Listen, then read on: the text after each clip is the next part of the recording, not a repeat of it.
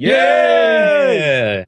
Ladies and gentlemen, boys and girls, welcome to episode 4 of To Be Frank. I hope everyone's having a fantastic morning. It is March 4th, Wednesday, March 4th, around noon.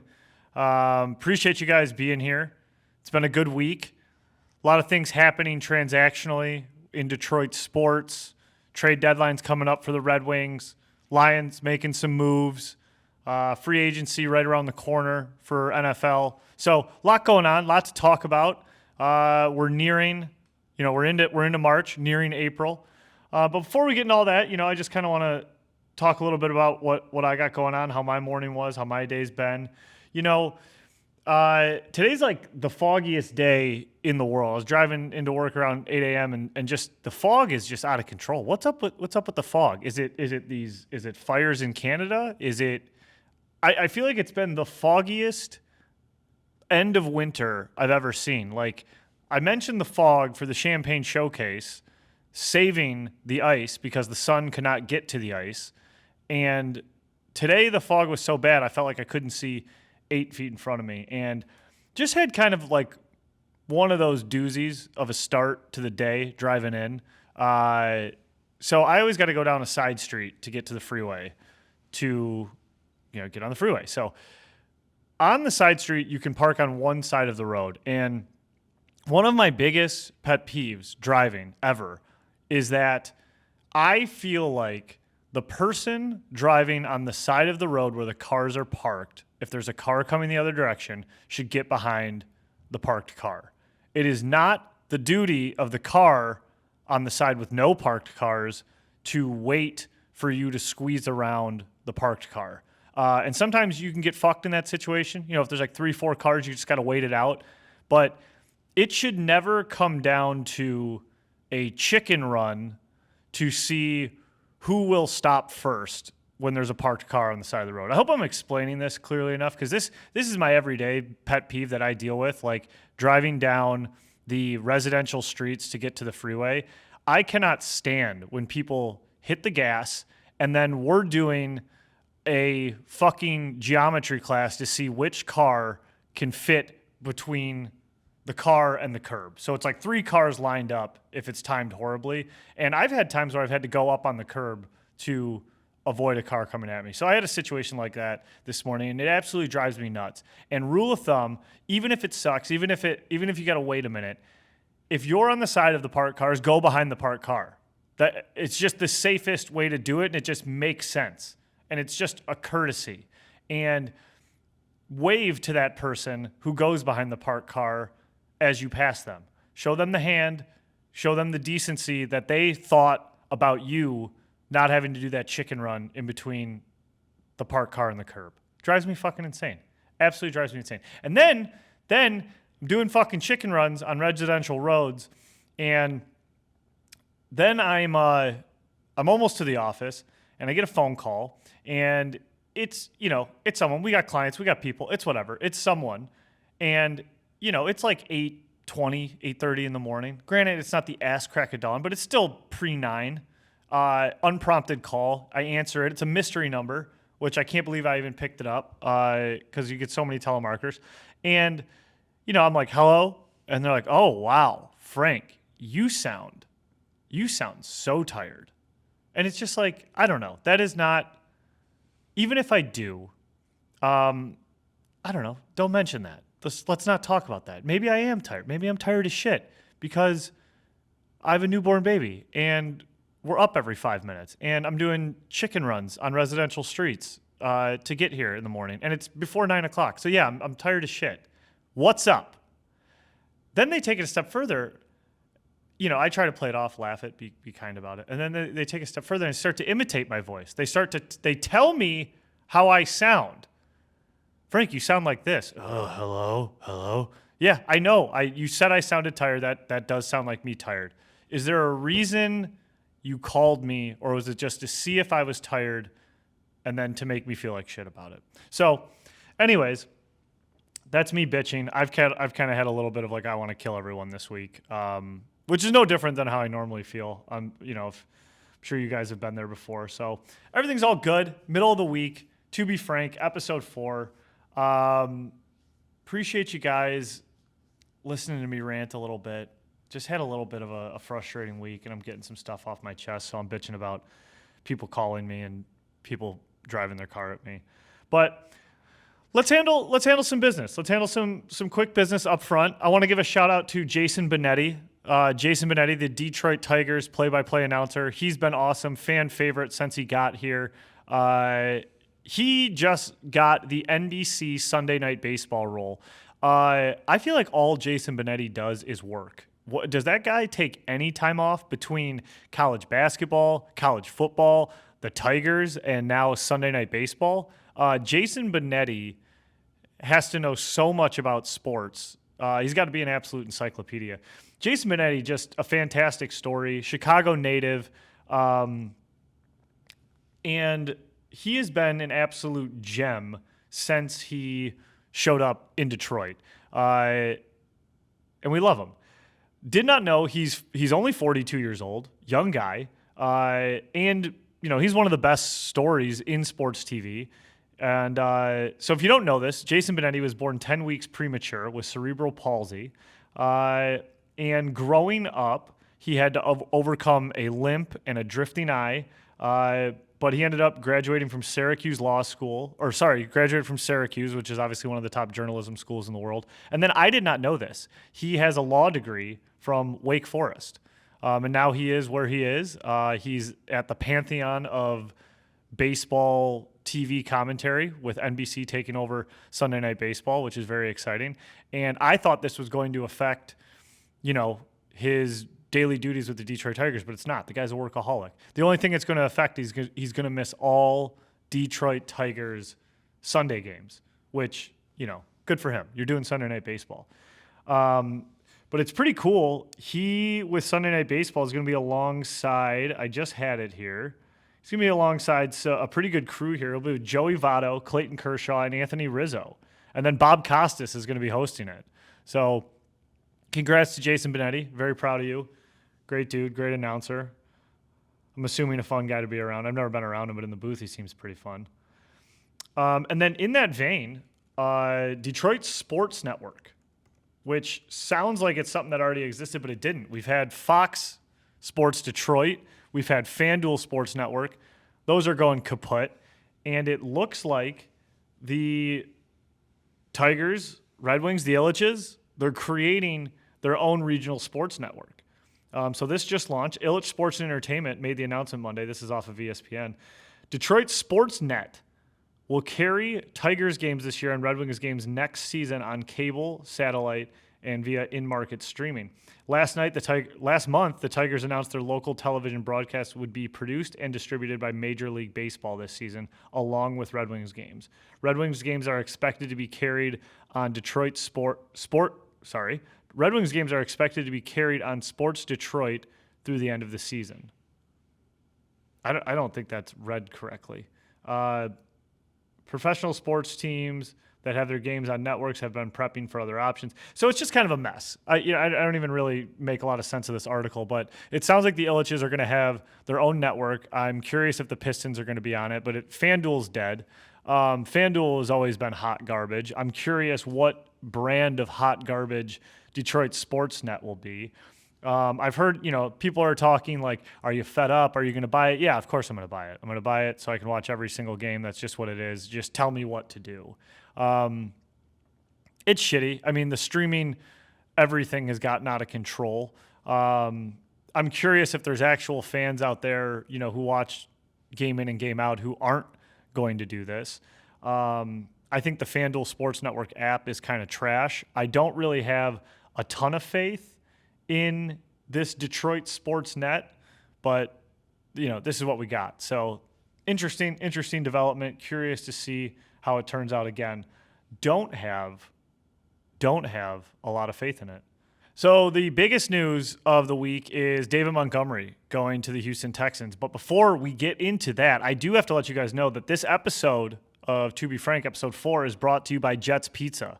If you know, Detroit-style pizza done right with the thick, crispy crust, corner pieces that hit different, and the kind of flavor that actually lives up to the hype. Whether it's game night, a late night craving, or feeding the whole crew, Jets Pizza always delivers. Order online or through the app, and even at some locations you can text to order and grab one of their famous Detroit-style pizzas tonight. Jets, better because it has to be. We love you, Jets. You're always delicious. And every time I do one of your ad reads, I get hungry for your pizza.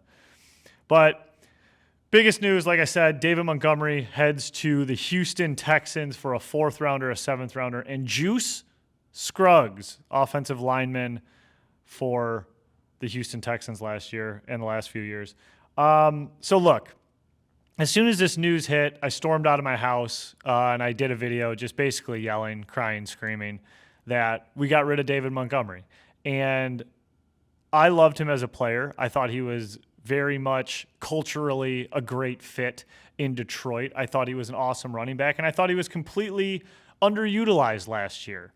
Now, with this caveat, I will say I am disappointed. And if we look at Detroit's roster right now, just on paper, forget the haul we got, we became worse right now on paper by losing David Montgomery. That's a fact. He's gone.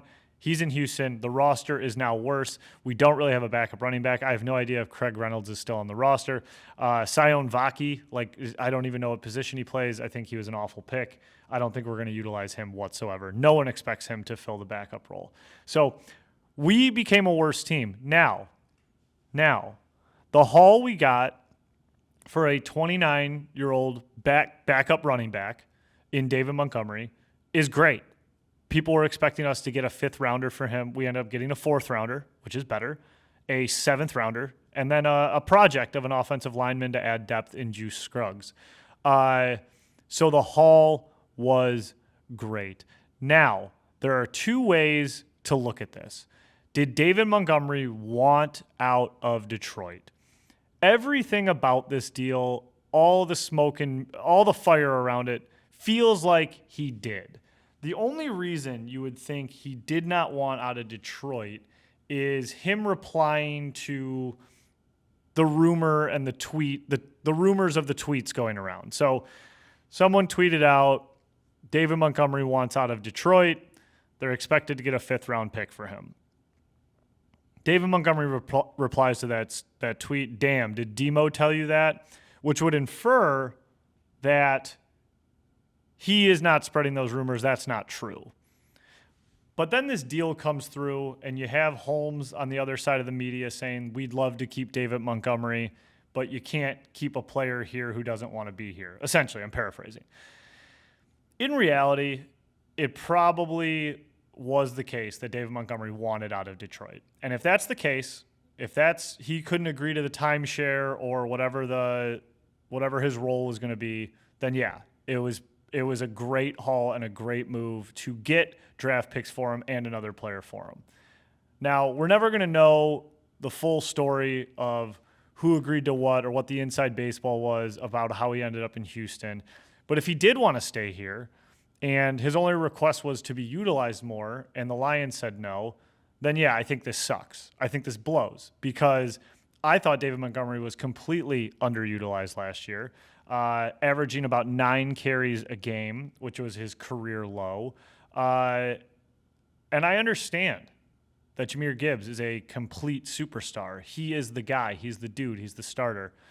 But we were a better team when David Montgomery was more involved. I loved David Montgomery to start the games. I liked to smash him up the middle before we gashed him and dashed him with Sonic. But that didn't seem to be the case this year. It seemed like a lot of times on 3rd and 3, the handoffs were going to Gibbs as opposed to Montgomery. Jahmyr Gibbs started every game. It looks like at the end of the day, they just want this to be Jahmyr Gibbs's backfield. So I understand he's the superstar. I understand he's the main dude. I understand he's, the 12th overall pick as a running back. I am curious to see how he does with a full season workload. I am curious to see what they do to bring him in, what support they bring in for him. And overall, in a world where David Montgomery didn't want out, let's say we believe the tweets, let's say we believe, his goodbye message and how much he loved Detroit. Let's say he didn't want out and wanted a larger role and the Lions said, no, fuck that. We're going to ship you. In that case, I think this move sucks because I wish the Lions and Brad Holmes would focus on winning right now. I feel like we have Super Bowl contending DNA on the roster, and we just need to fill some holes. And by getting rid of David Montgomery and focusing on draft picks and an offensive line project doesn't feel like a win right now move. Now, the other side of that coin, again, great haul, 4th, 7th, and a project player. If David wanted out, this is a great haul, and he had to do it. It also saves us some cap space. It's not an astronomical amount of cap space, but it does save us money. So, logically, on paper, great haul, great move. Emotionally, obviously, it sucks because we love David Montgomery. Sonic and Knuckles is now dead. But if he wanted to be here and, we couldn't agree upon the timeshare, it kind of stinks because I think he makes us a better football team. The other piece of this that I am weary about and upset about is my lack of trust in Brad Holmes right now. Right now, I just don't trust anything that Brad Holmes is doing. Brad Holmes made a fantastic trade when he got here, acquiring, sending Stafford, getting all the picks from the Rams, getting Goff, and then he had an absolute dynamite couple of years drafting. Absolute dynamite. Obviously, we know the Amon-Ra St. Browns, the Jahmyr Gibbs, the Brian Branches, the Kirbys, Aiden Hutchinson. It was an awesome draft run early for Brad Holmes.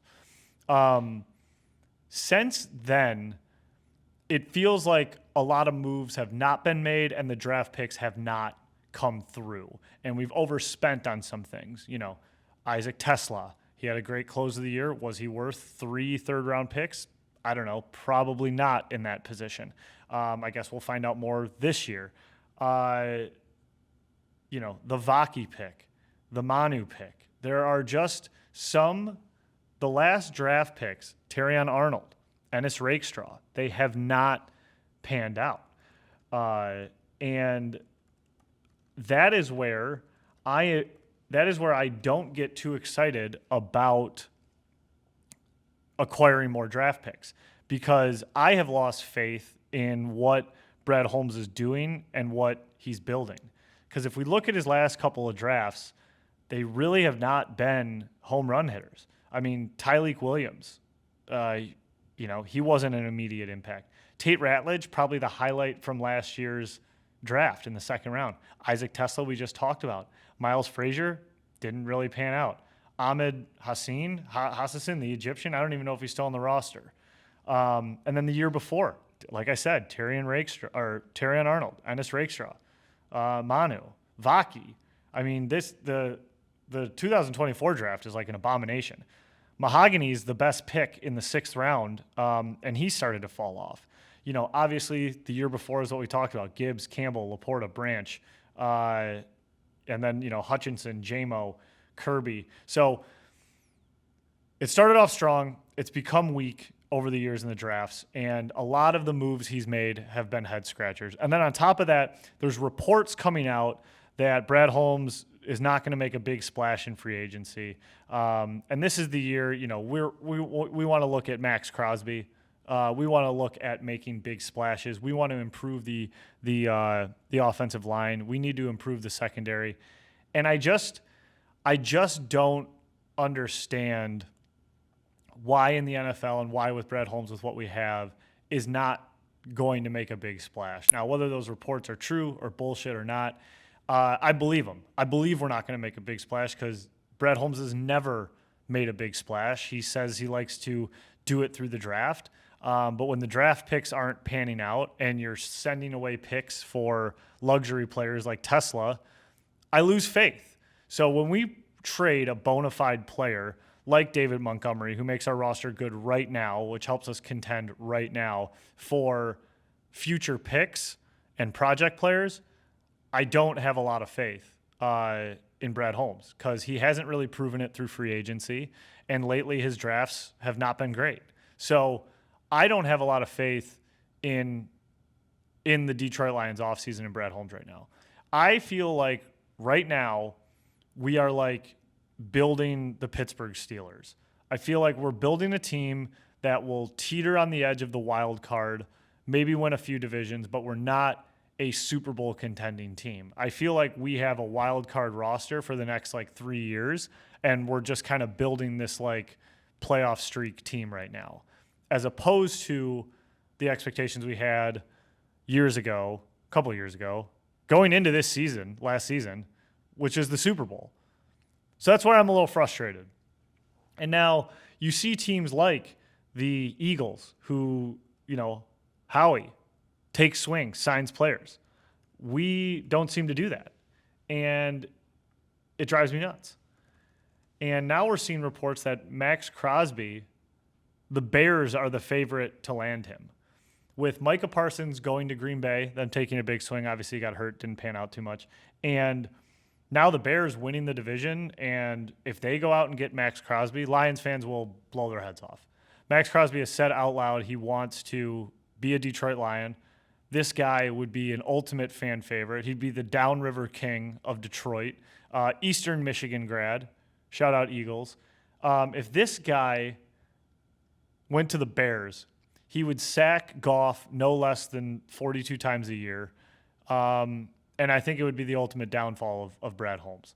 So I know he's not looking to make a splash. I don't know if he's trying to build through the draft, but I just have lost a lot of faith in Brad Holmes, and he could really shut me up by taking a swing.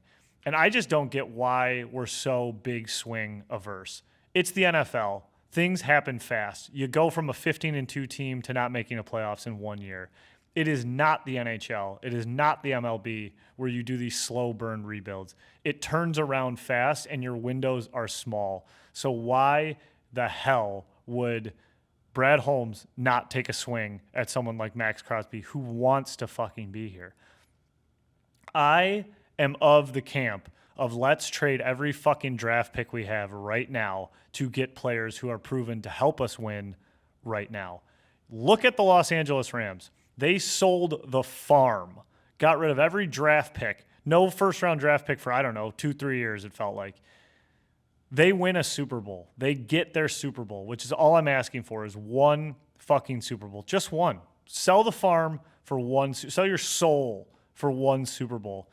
The Rams did it, and this year, they were one game away from playing in the Super Bowl. They are almost all the way back to being where they were. So why not take a swing? Who cares if it turns the team into poverty for 5 years after? I don't care. No one here cares. All we care about is getting that one before we die, and we feel like we're right on the goal line of it, and Brad Holmes just will not make the swing to make it happen. Now, we're a little bit away from free agency. The draft is still coming. I hope he shuts me up. I hope he shuts me the fuck up and makes moves to make us a better team, and I hope his plan works. And I hope we can get back to winning the division and being Super Bowl contenders. But right now, doesn't feel that way, and I don't have a lot of faith in the free agency or the draft to get there. Since we're talking GMs and transactions, let's move into the NHL trade deadline, Detroit Red Wings. But before we do that, this episode is brought to you by Antonio's Cucina Italiana.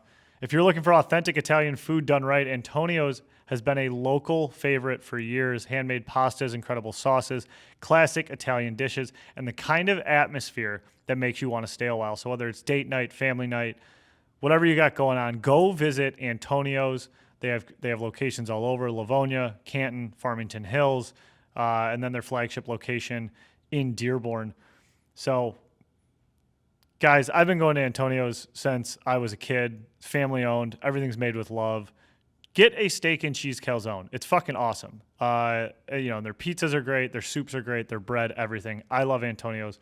Go check them out. Antonio's always delivers. Antonio's Cucina Italiana.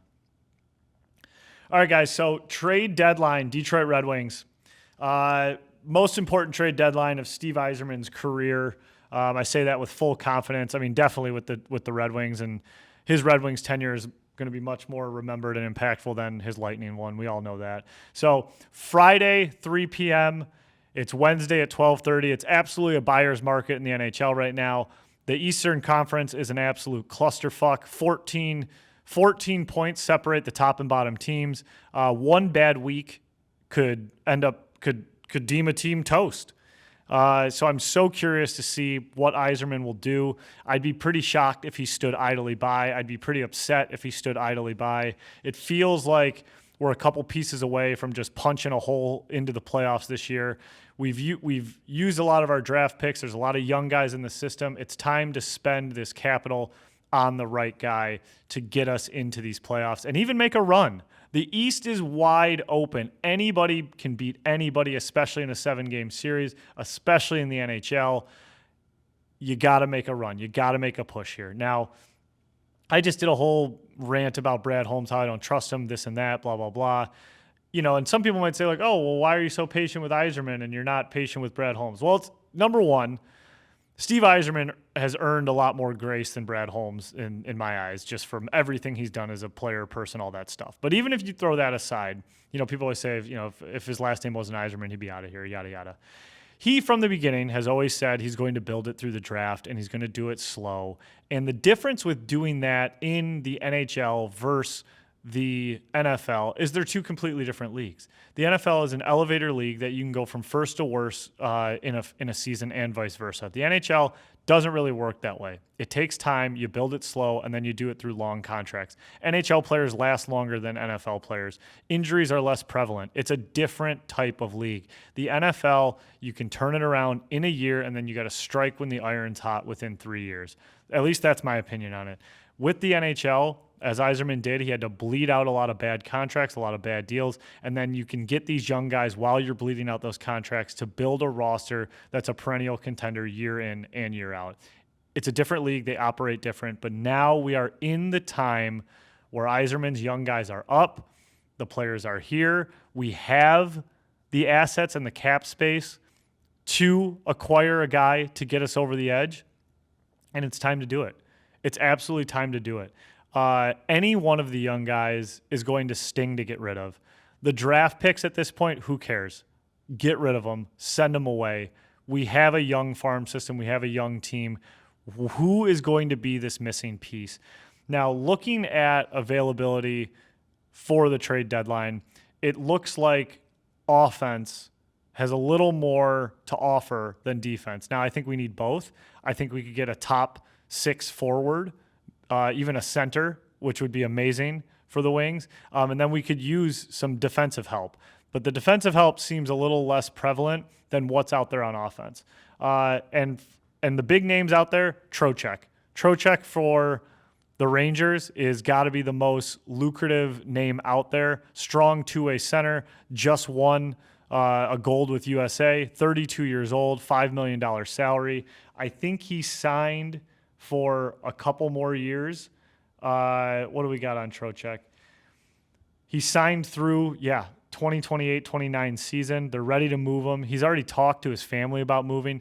He has a no trade clause for anybody on the West Coast. He wants to stay on the East Coast, or at least close to it. Could be a great fit for us if the trade works out. Nazem Kadri from Calgary, a little bit older, 35, signed for 3 more years.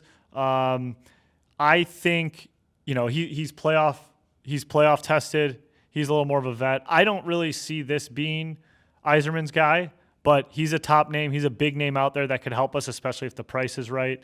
But the age and money is a little worrisome. He's making $7 million a year. That's a lot of money for a 35-year-old signed through the age of 38. I think Trocheck is a much more lucrative signing. And then probably the biggest swing, the most lucrative guy out there. I think it would take a lot of guys to bring him in. But the St. Louis Blues are an absolute clusterfuck. They're a mess. But Robert Thomas, center, 26 years old. He'd be the highest paid Red Wing on salary, $8.125 million, signed through 2030-31. So, I mean, you would get a strong center who has an 86-point season on his resume. He's been a little bit injured this year.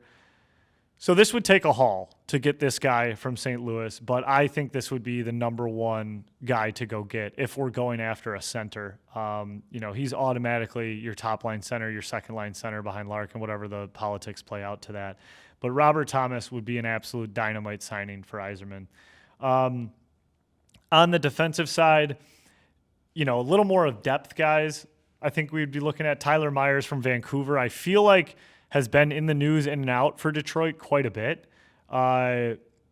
According to the Detroit News, they have a deal for a second-round draft choice in June on the table for Myers. He has a no-move clause in his contract. I wonder if that's holding it up. And it says family concerns might keep him close to Vancouver. So I feel like now's the time, now more than ever. We're on March watch. This has been the biggest demon for the Red Wings for the Yzerman era, shall we say, the last 2 seasons the most. You got head coach Todd McClellan calling people fucking jerseys, which is basically calling them pylons out there. He's basically begging Yzerman to make a move. He's saying, let's do this. Let's make something happen. And I think he's right. I think it's time to do it. So we're 4 days into March. We've played 3 hockey games. Red Wings recently beat the Preds. Big win at 2 p.m. on a Monday. A lot of people ask me why they played 2 p.m. on a Monday. They played 2 p.m. on a Monday because that is European prime time, and apparently the NHL's doing that 1 day a year. So that's why we were able to get that. Got the doors beat off of them by Carolina, and also beat the Ottawa Senators. So 2-1 right now. Got Vegas tonight. Big game at home. First game back in Little Caesars Arena. Got to come out flying. Got to come out excited. Vegas is a good team. You gotta prove that you can beat Vegas at home. John Gibson takes a stinger off the shoulder. Everyone was holding their breath. Everyone was shitting their pants when he went out of the game. Turns out it's just a stinger. Now, they brought up Sebastian Costa for emergency goalie situations. I wanted to see, is John Gibson back in tonight, or are they going with – so he's going to sit out Wednesday. So it looks like he's sitting out tonight. What do we got? Gibson, upper body, will not suit up for the Knights on Wednesday. And it looks like Cam Talbot's going to be starting with Sebastian Costa as the backup. So – hopefully he's not out too long. Our best signing in the offseason, hottest goalie in the NHL, one of the hottest goalies in the NHL, Gibson. This is it, boys. This is it. This is March. You got a bunch of games. I think coming back from the break, you can't go to sleep for a week. That's the biggest fight right now, is you can't go to sleep for a week. That is what happened a couple of years ago. That's what happened when Larkin got hurt. And if you go to sleep for a week, we are going to be looking at epic collapse mode. So right now the Wings are sitting in the 3rd spot in the Atlantic, just outside of the wild card. So let's look at the wild card standings. So they're sitting at 76 points. The top wild card is the Canadiens at 75 points. Wings do have a game in hand, though. Wings played 1 extra game. So to be out of the playoffs is the Columbus Blue Jackets. They're on the outside looking in, sitting at 70 points. The Red Wings are currently at 76. So, I mean, it's all there for the taking, guys. You just gotta play your tough schedule, and you gotta win games. You gotta win games, and you can't go to sleep. So let's look at the schedule upcoming here. So the Knights tonight, got the Knights tonight at home. Let's look if we can, let's see what we can do here. Got the Knights tonight at home. Florida at home again. Florida, always dangerous, even though they're not that good this year. Then you go at New Jersey, at Florida, at Tampa, at Dallas. We're going to find out real soon. If this team is up for the fight. And we will know before that Florida game this Friday whether the Red Wings have new acquisitions and who's going to be on this team and who isn't. Absolutely love Todd McClellan just shitting on people who, the reporters. He basically said, I'm not answering any more questions about March. He goes, everyone's asking me about March. Everyone's scared of big, bad March. I feel like the more you talk about it, you conceptualize it, you think about it, the more the past is going to come back to haunt you and scare you. And I just kind of love overall that attitude of McClellan saying, like, we're not going to let this scare us. We're not going to let this hurt us. And he's calling guys fucking jerseys, which I just love. He's not afraid to call people out. And heat's on him, too. This is it. This is grind time. This is how you make the playoffs in a fucking log jam, and you got to be up for the fight. And that's everybody. That's every player on the roster who McClellan's calling a jersey. That's McClellan himself getting everyone motivated, and that's all the way up to Steve Yzerman in the box. What's the move? What's the reinforcements you're going to send in to say, hey, we're all bought in, and we're making these 2026 playoffs, and we're going to try to win a fucking series because it's time to host a playoff game at LCA. So I'm excited. Got to win tonight, boys. Got to win tonight. Some quick party notes before I let you guys go. Pistons lose. Cleveland Cavaliers last night. Frankie Hoops was tuned in, took them live down 9 in the fourth quarter. Weren't able to come back. Dennis Schroeder got his revenge on us. Played pretty well, hit some buckets down late. Beef Stew had a pretty bad turnover to close the game, kind of sealed it for us. They kept Cade in check. Didn't have his best game. You know, it's going to happen. It's going to happen. Frankie Hoops is trying to check in here before the playoffs, get excited about Pistons basketball. So I'll keep doing my research, keep doing my homework, trying to learn more about hoops and basketball and, you know, get locked in for you guys. And then just some Tigers notes. Kevin McGonigal, first pitch of the World Baseball Classic, or the warm-up to the World Baseball Classic. They're playing the Dominican Republic. Pitch 1 of 1 he puts in the deck and absolutely sprints around the bases at max speed. I mean, he zoomed around the bases. He was so fired up. And if you guys are able to watch any of that, it looks like the Dominican Republic. I mean, it looks like an absolute party in those stands. They hit like a base hit or a single, and they're partying their asses off. So prepping for World Baseball Classic, and I mean, Kevin McGonigal, pitch 1 of 1 he put into the seats. I just want to see this guy. I just want to see this guy on the opening day roster. I think we all do. Put him at short. Let's go. Let's make some moves. Let's just do stuff, everybody. Yzerman, go get somebody. Brad Holmes, go get Max Crosby. Tigers, put McGonigal at short, okay? And Pistons, you know, keep it up. All right, boys and fellas and ladies and children. That's our show. That's episode 4 of To Be Frank. I appreciate you guys listening and tuning in. Don't forget to support our sponsors that I mentioned throughout the show. And we got some new merch coming out for the Champaign Athletic Club. If you don't follow the Champaign Athletic Club, go check them out on Instagram at Champaign Athletic Club. We're dropping some new Red Wings, Pistons, and Tigers merch I'm very excited about. You guys are definitely going to want to get your hands on it. So stay tuned. Go Wings, go Pistons, and talk to you guys next week. Yeah!